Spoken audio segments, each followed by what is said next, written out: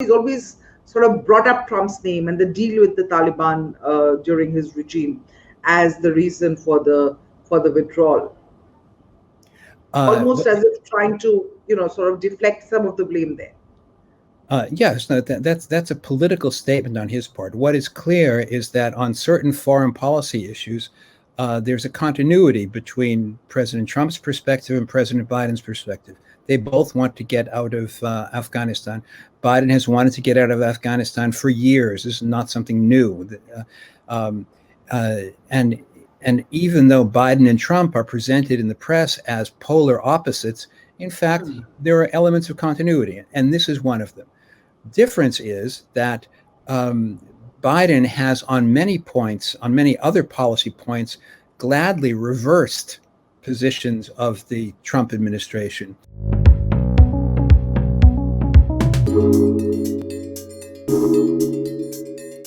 Now, the very flawed execution of this entire Afghanistan withdrawal is probably has left China even more strengthened, instead of this whole promise of countering the Chinese ambition and paying more attention to other foreign policy imperatives.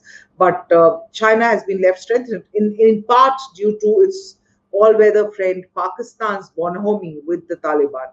Do you believe that the foreign policy of Biden is really now rudderless? It's in a shambles. The Biden administration came in claiming that it would improve on the foreign policy of the Trump administration. And you mentioned the 3 points: the repairing transatlantic relations, paying attention to human rights, and countering China. What's transpired in the Afghanistan withdrawal is a harming of our relations with Europe, and an evident disregard for the human rights consequences, especially for the women of Afghanistan. Now, with regard to China, the major contribution, I think historically, the major contribution of the Trump administration will have been to have ended the 30 or 40-year love affair of the American foreign policy elite with China. And Trump identified China as a major threat. That is also another point of continuity. Biden agrees with that. The argument to end the war in Afghanistan, the argument somewhat more broadly to deprioritize the Middle East, was about shifting resources to the Indo-Pacific. That means shifting resources to the geographical area in which the United States can counter Chinese ambitions. Problem is that I agree with that argument, except that the way we left Afghanistan, in fact, has strengthened China and its friends, as you pointed out, Pakistan, and we'll have to see how the Taliban fit into that calculus in the future. But if the American goal is to counter China, we've just given up our presence in a country that borders on the western side of China.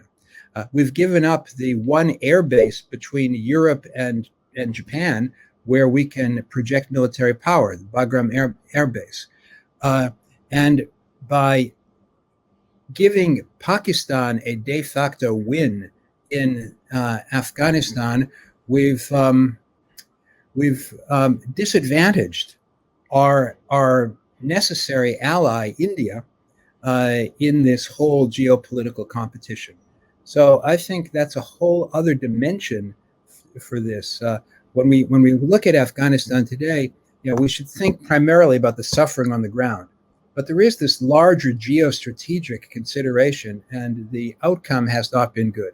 I think what the outcome makes is the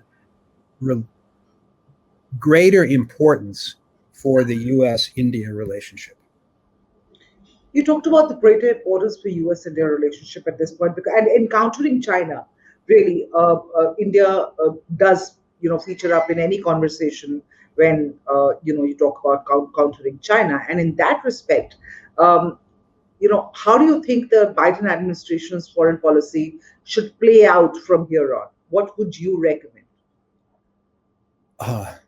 the Biden administration should understand that it has done enormous damage in multiple dimensions that I've referred to already and that I won't recount again.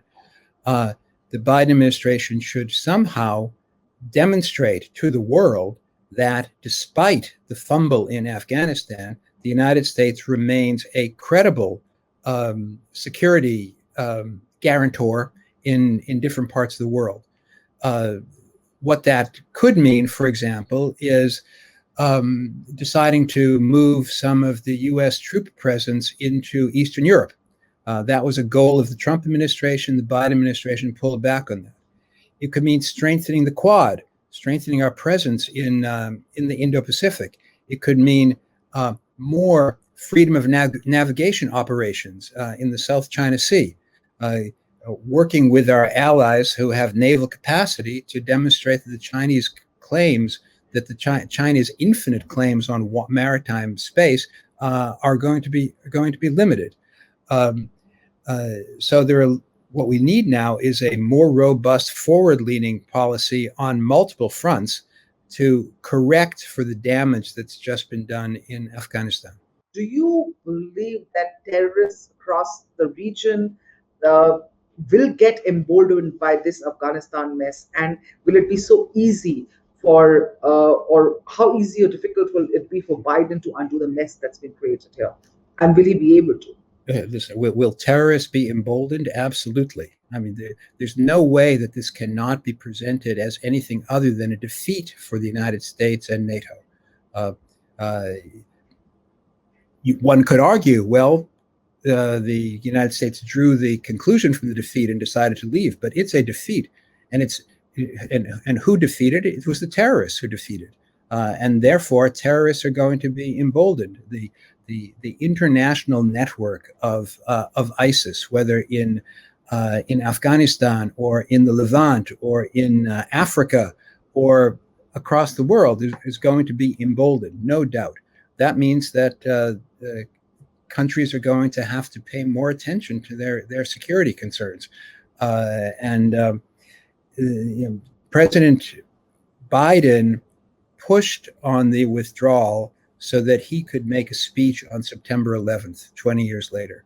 And I'm very apprehensive about what's going to be what will happen between now and that date. And the only party that seems to be laughing all the way to the bank and to the Taliban is Pakistan now. How is it that American intelligence agencies have been unable to figure out Pakistan's double game all this time? The quality of the American intelligence agencies is a whole separate question.